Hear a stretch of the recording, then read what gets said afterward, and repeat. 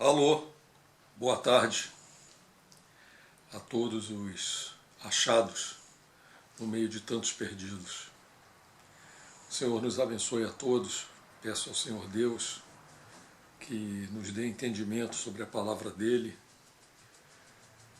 nesse momento, pelo seu Espírito Santo, para que nós possamos continuar nessa caminhada, nesse momento dificílimo que o nosso país está passando, que nós estamos passando com as nossas famílias e que o mundo está passando. Para isso estamos aqui, para buscar a palavra do Senhor e a direção a seguir. Amém. Agora, dando prosseguimento ao estudo de Atos dos Apóstolos, com a Bíblia na linguagem de hoje, tínhamos parado no versículo 11, agora vou continuar a partir do versículo 12, que trata, por favor, deem uma olhada lá atrás, se tiverem alguma dúvida, e procurem pegar o fio da meada, tá? A escolha de Matias. Então, Jesus tinha subido aos céus, certo? Então, os apóstolos voltaram para Jerusalém do Monte das Oliveiras. Olha, Jesus foi para os céus no Monte das Oliveiras, e a palavra diz, isso nós vamos ver mais na frente, que ele vai voltar lá. A segunda volta de Jesus será exatamente no mesmo lugar de onde ele partiu, será no Monte das Oliveiras, que fica mais ou menos a 1 quilômetro da cidade. Quando chegaram lá, foram à sala do andar de cima da casa onde eles estavam hospedados. Os apóstolos eram estes: Pedro, João, Tiago, André, Filipe, Tomé, Bartolomeu, Mateus, Tiago, filho de Alfeu, Simão, o nacionalista, e Judas, o outro, o filho de Tiago. Todos eles, unidos, se reuniam sempre para orarem com os irmãos de Jesus. Primo era João Batista. Esses eram irmãos, por exemplo, Judas e Tiago, que escreveram as cartas de Judas e Tiago, eram irmãos de Jesus. A mãe dele e outras mulheres. Poucos dias depois, se reuniram mais ou menos 120 seguidores de Jesus. Eram poucos nessa época, né? Muito poucos ainda. O cristianismo estava nascendo, no nascedouro. 120 pessoas, 120 seguidores de Jesus. Nessa reunião, Pedro se levantou e disse: meus irmãos, tinha de acontecer aquilo que o Espírito Santo, por meio de Davi, disse nas Escrituras Sagradas a respeito de Judas, o Iscariotes. Pois Judas foi o guia daqueles que prenderam Jesus. Desculpem. Ele era do nosso grupo porque havia sido escolhido para tomar parte no nosso trabalho. Ora, Jesus, o próprio Jesus, que sabia de todas as coisas, havia escolhido Judas Iscariotes. Por quê? Porque o Senhor Deus tinha um plano secreto e tinha que colocar esse plano em prática. E havia de ter alguém que traísse Jesus e que fizesse com que esse plano desse certo. Era uma estratégia divina até então escondida dos espíritos malignos. Eles não sabiam como as coisas iriam se processar, o que iria acontecer. E Judas Iscariotes, ele sabia matemática, sabia somar, dividir, multiplicar, trabalhar com ábaco, provavelmente. E era ele que estava sempre com a bolsa onde eles recebiam ofertas, esmolas, porque eles andavam praticamente como mendigos, levando o evangelho do reino. E ele estava sempre metendo a mão na bolsa, ele sempre foi ladrão. E quando, por exemplo, aquela mulher derramou um vidro de alabastro, um perfume caro, na cabeça do Senhor Jesus, ele falou: nossa, esse vidro aí, esse perfume nós podíamos vender e dar esse dinheiro aos pobres. Parece até o que a gente ouve nos ladrões modernos que nós estamos vendo no Brasil hoje, né? A hipocrisia para valer. Judas comprou um terreno com o dinheiro que tinha recebido pelo seu crime. Nesse terreno, ele caiu e se arrebentou e os seus intestinos se esparramaram. Ele se enforcou, caiu do galho. Lembre que tem um trajeto, hein? Do galho até lá embaixo, hein? É preciso saber sempre que a gente não sabe o que aconteceu bem nesse trajeto dele. Todos os moradores de Jerusalém souberam disso. Por isso, deram àquele terreno o nome de Aceldama, que na língua deles, ali era Aceldama em aramaico, quer dizer campo de sangue. E Pedro continuou: isto é o que está escrito no livro de Salmos, que a casa dele fique abandonada e ninguém mais more nela. E também diz que outra pessoa ocupe o lugar dele e faça o trabalho que ele fazia. Vocês vejam que o Antigo Testamento, ele diz o que ia, as profecias sobre a vinda de Jesus e as coisas que iriam se realizar no futuro e que já estavam cumpridas na época em que o Novo Testamento começou a ser escrito. Esse daqui, que é escrito, não esqueçam, por Lucas, que era um pesquisador e que estava escrevendo a pedido de alguém grego que devia ter dinheiro, essa coisa toda, com certeza tinha dinheiro, né? Que se chamava Teófilo. Portanto, precisamos escolher outro homem para pertencer ao nosso grupo e ser testemunha da ressurreição do Senhor Jesus.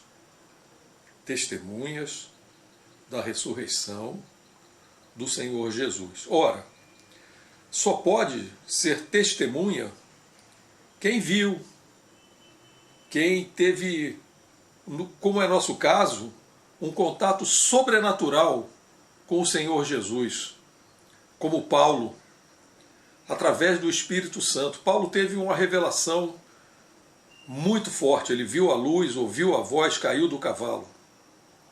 E teve que sofrer muito por conta disso, por ser essa testemunha. Eu tenho revelações muito fortes na minha vida, por isso estou aqui, desse pontapé inicial no Achados e Perdidos, já há um bom tempo. Levei 1000 dias levando a mensagem a muitas pessoas. Dessas pessoas todas estão vocês aqui reunidos. Por escolha própria, vocês estão reunidos no Achados e Perdidos. E é preciso, hoje nós vimos aquela foto que a AID postou lá, de 780 mil pessoas se convertendo na Nigéria. Ora, a conversão é uma coisa espiritualmente muito forte, onde você aceita ser testemunha do Senhor Jesus Cristo, aceitar o Senhor Jesus Cristo como seu único Salvador, seu único Deus, seu único motivo de culto e de glorificação.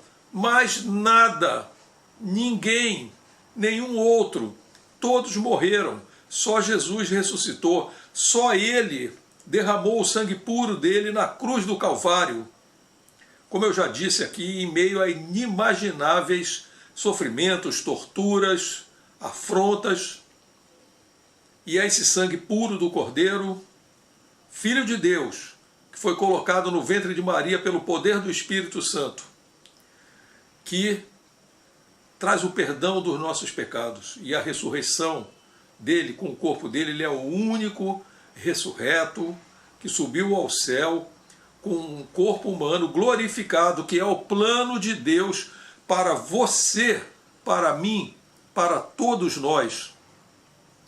Ele é o primeiro de muitos irmãos, para todos que vão herdar o reino de Deus.